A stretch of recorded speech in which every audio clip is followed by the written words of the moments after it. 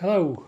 Right, well, I just broke a cardinal rule and, restarted the recording because I think I was just lost. Um, so this is a 2 day combo one. I'm afraid. I didn't manage to get a video recorded yesterday, but I've taken special time today, and it's not something that I want to get into the habit of because, well, the whole kind of point is that even if nobody actually watches these on YouTube, I have a record, even for my own personal use. I hope people do watch, but this is as much my diary as anything else, and I think the best way that can be real is just to treat it as such. It's very easy to just say whatever's in my head when I am effectively alone in a room staring at a screen. It's only if and when I choose to upload it that it becomes a thing for others to see. But no, that's not where I'm going with this.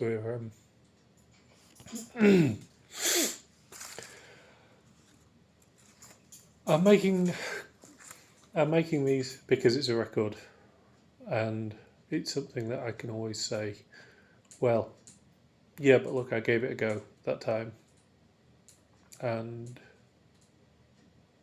hey, look, it worked, or maybe it didn't. But at least I've got a record of me giving it a go. So yeah, I'm still feeling very flat. Um, I am trying to work through it. Just everything just seems like more work than it should be. Every job takes, 3-4 times as long as I'm expecting, and it's the drudgery of it. It's going back again and again and again, trying to do the same things. And I think having so many jobs in progress all at the same time, which unfortunately is just kind of the way it goes when you've got things that rely on other things and vice versa. Um, it's having too many tabs open on a browser. You can't find anything. One of them's playing a tune and you don't know which one. Um, one of them's using up far too much memory and slowing everything else down. It's that. Um, I've always liked that analogy for heads. I think being too full, being too busy. Um, I guess as a nerd, it just kind of makes more sense to me than the spoons thing. Um, so yesterday we got over to Thainstone's car boot, which is just outside Inverary, which is like 2/3 of the way from here to Aberdeen. So better part of an hour each direction. Um, and it was good, actually. We got a few bits. I found some interesting tools like Mason's hammer and a wrench sort of thing that'll be good for twisting iron bar, and some tin snips. And Nina found crocheted things, and the kids found Five Nights at Freddy's things and stuff like that. So, yeah, no, all in all, it was successful, but it was amazing. Like, we got back, Aurora threw up in their van. Thankfully, we take 6 bags in the van now. Aurora threw up in the van. Nina got back and was just immediately wiped out. She was just fell asleep straight away on the sofa. I could not get warm. I was properly shivering.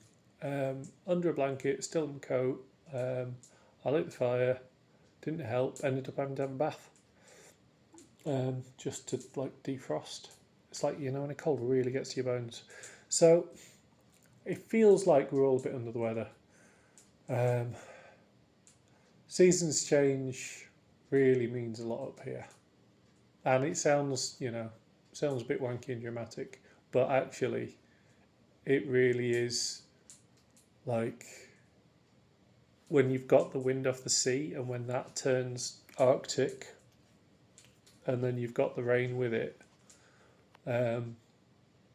because what happens is that wind gets blocked against the cairngorms and ends up ditching its water. So when you've got that going on, it's pretty bloody nasty. And seasonal affective disorder, nah, do you know what? I'm not going to just sit here and list maladies. I'm sorry. It's where my head goes, to the negative. Which is weird. I heard a great analogy, which was like, why focus when you've got, lots and lots of good things happen in your life? Why focus on the bad? It's like going to a park and setting up a picnic next to the only dog shit. And yeah, it's like you choose where to set up your picnic. Look, ooh, there's a nice turd. Let's go and picnic behind. And that is kind of what it is. It's what what do you choose to focus on? What was that other one? It was more about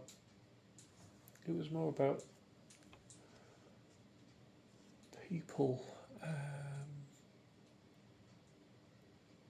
Yeah, it'll come back to me. If it comes back to me later, I'll let you know.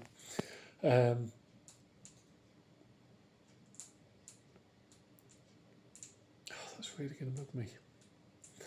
So, did D&D last night with my guys. Yeah, it was really good. I mean, it's just having an evening with a bunch of nice people.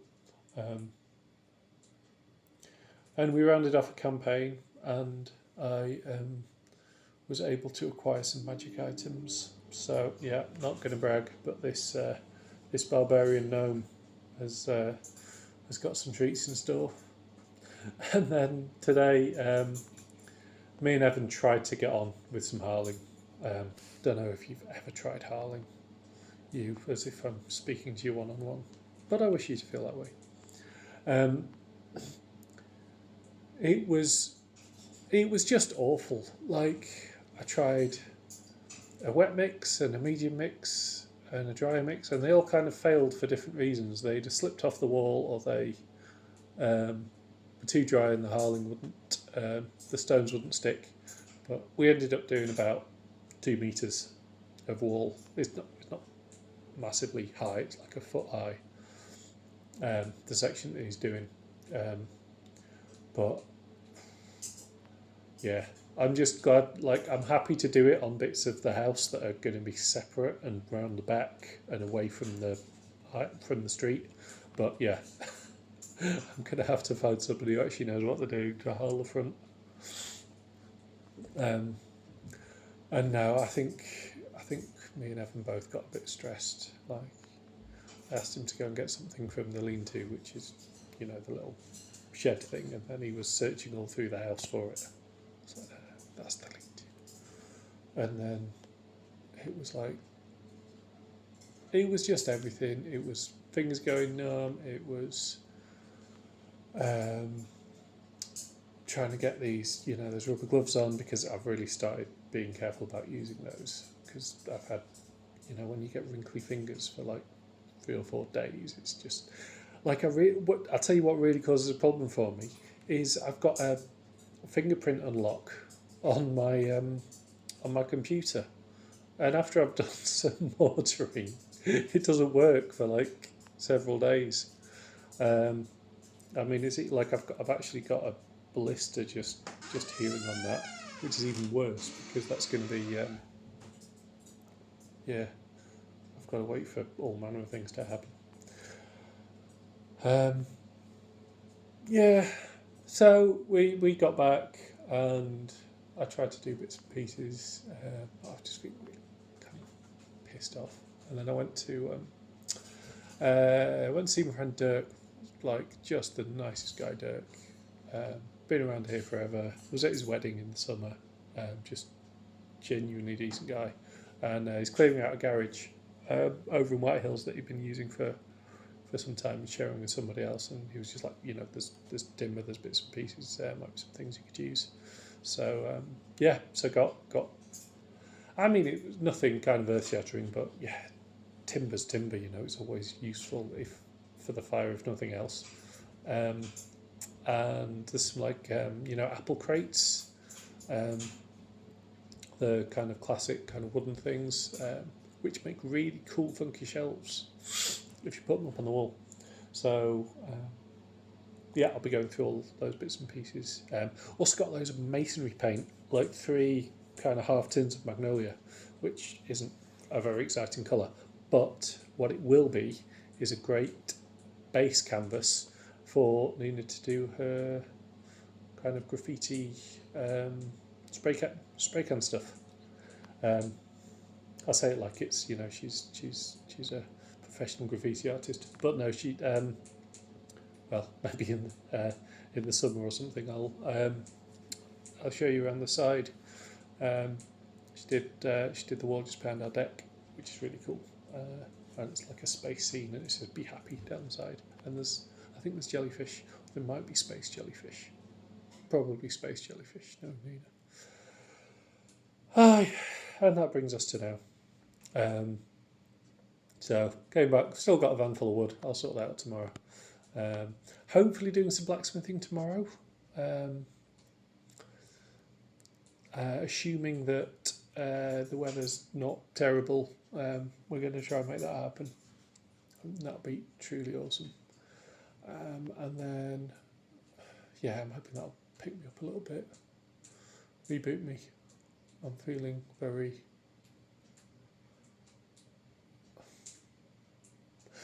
very much like I need something, like I need to be kick-started. And that sounds very self-indulgent, saying that I need something else to kickstart me, and I'm not taking responsibility for said kickstarting. And my only answer to that is I'm trying.